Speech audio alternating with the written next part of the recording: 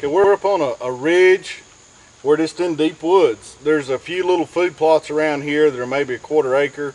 They're not going to hold any attraction to pretty much anything. So, and a lot of guys find themselves trapping in woods and they try to rely on dirt holes and things like that. And one thing to keep in mind, when you're trying to put a dirt hole in a wood setting like this, every time the wind blows, your dirt holes and everything's getting filled up with leaves. So I like to try to keep stuff up, or I want to have flat sets where they're a little bit protected. And we're going to show some flat sets.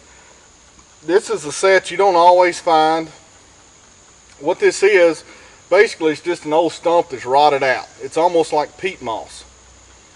And all I've done here, real simple set, but it's eye-catching. And I'm going to show the location of why this is important here in a second. But all I did was take a mattock and I just went down and raked it out, and I put some woodchucks up here just to kind of make a roof. And I've got some primal paste bait and stuff back in there, and up in here I've got a very, very small amount of call lure, because animals are not concentrated in the woods like this. You have to set a lot of traps. You're not going to have a high percentage per trap. I don't know of anywhere that's got big woods that covers a large area where it's not between fields. It's going to hold a lot of animals. So what you try to do in a situation like this, when you're in big woods, I like to set the ridges, which we're on. This ridge here goes probably about 1.5 miles before I'm off the property. And then I want to set the valleys. The stuff in between on the sides, unless you see a big game trail, something like that, I really wouldn't get that concerned with it. Go high and low. If you come across, you find a big shelf or something, I'd take a look at it. Animals on these ridges, just because there's a road here doesn't mean that's where they're traveling. So whenever you're looking at a place, it only takes a minute. Walk off a little bit, 30, 40, 50 feet till you get over to the crest. If you don't have a big game trail, you come back to the road and you go to the other side. Because a lot of times, because in open woods, an animal it's like an open field with trees in it. They can go anywhere. So if you got a big major game trail, say if we had one back here about 30 feet, I'd probably set that up plus the road. Because you're going to have animal tracks up through here. There's not a lot of coyotes here. It's summertime, which you can probably see from the greenery behind me. It's a nice, cool, balmy, about 98 degrees right now. But a lot of guys, you know, when you're trapping in the woods, you try to make sets that look like if you were trapping in sod. You know, because that's the way most of the sets are out in open fields. When you get in wood situations, you got to be a lot more creative. And we're going to have several sets that I'm going to show while I'm in woods like this, so you can kind of get an idea of how I do it.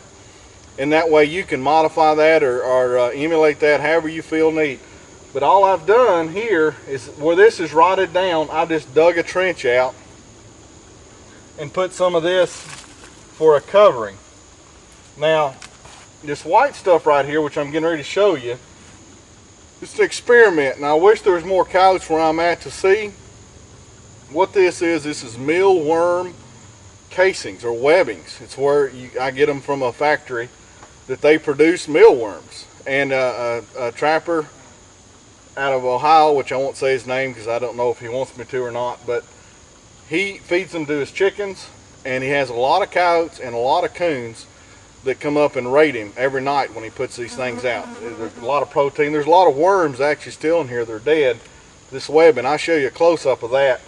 So I've got my standby type bait stuff up in here, but I'm gonna get this casing up in there. It's got kind of a strange dead worm smell is what it's like. And I scattered, which you won't be able to see, but there's little mealworms, dead ones out through here. And on this contract, I'm shooting for coon and coyotes. That's pretty much the two targets I've got here. There's not really any fox. There may be a cat or two, no big deal. It's summertime. I'm not really concerned with him. I'll get him in the winter. I'll make sets specifically for him. Now, a set like this is real showy and possibly could take a cat. That's part of what I'm doing too. I try to avoid him a little bit. But a set like this is real simple. But as you're driving down the road, either on your four-wheeler or in your truck, keep your eyes focused out ahead of you, and anything that really grabs your attention, like this does up here, because everything's just leaves, basically, and trees. This is dark, it stands out. If this was winter time and it snowed, that hole would have to fill up that much before it would quit working. So even in the winter time, this is a good set. And I'm using the long chains. A lot of guys wonder about the long chains. I'm going to show you another good reason why I use them. It's a number, if I remember right, it's a number 3 Sleepy Creek I put in. And I've got the chain basically going just around the tree, and I just clip it to itself. So I don't have to use an extension or anything to use a drag here, which I'm using a lot of. But if I've got something handy like this little live tree, I just run the chain around it and clip it. Well, the way the wolf trappers do it, it works really good on coyotes, coons, fox, everything else. But when you're going down through here, look at this, and I'm going to back off and you're going to see how much this stands out. This is the type of stuff you're looking at, and if you'll notice, I've kicked all this stuff down in the road. Anything coming up or down besides the odor, they're going to have eye appeal. And it's hard to get eye appeal in the woods because the leaves and everything messing with you if you make your set flat. So get it up. This will hold a tremendous amount of rain before it even thinks about messing with it, because the hole's up, it's not going to fill up. The trap is in peat moss, but it's also in this dirt. It's dry as a bone because of the natural oils that were in the tree. So if you've ever been around, if you've ever played around a rotten stump like this, you'll know even in the wintertime, very rarely are they frozen. So it's a good thing to use year round, and it's just one of the sets that when I find them, I set them up. Even if I'm on this road, now we've got a reason we're sitting here, which I'm getting ready to show you behind the camera. But if I was on this long ridge and I came across this and there's not a lot of them, I'm going to set it up even if there's only one travel way here on the road instead of having another road coming out and meet it.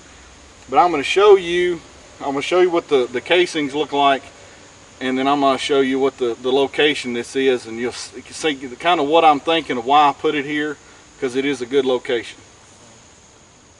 Okay, I'm standing by the set. We're just on the ridge. You can see it drops off on both sides. I'm going to try to move slowly so no one gets sick.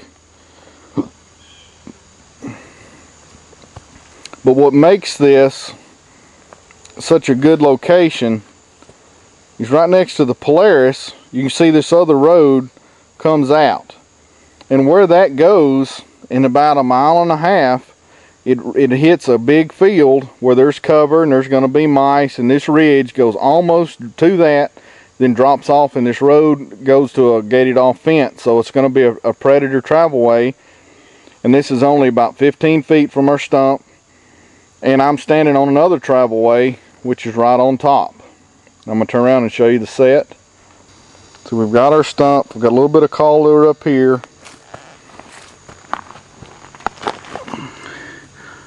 I've just kind of moved those clods. There's nothing unnatural about it. The trap is, in the summertime, I go back even further. It's about 16, 18 inches back. It's bedded in peat moss. You can see the casings up in there, which are going to have eye appeal, and it, I'm sure, does have a decent odor for stuff. And over there's where I got my chain. Real simple set, not a whole lot of energy. It's important when it's about 98 degrees.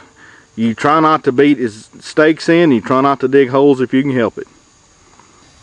Okay, this is a casing. This is an experiment. I don't want anybody to think that I'm saying that this is the new latest and greatest bait or lure for coon or coyotes. I don't really know. But you can see the webbing, all the mealworms and stuff that's dead in there. I believe the trapper that told me about it, he has no reason not to tell me the truth. But that's what I'm going to be playing with for some coon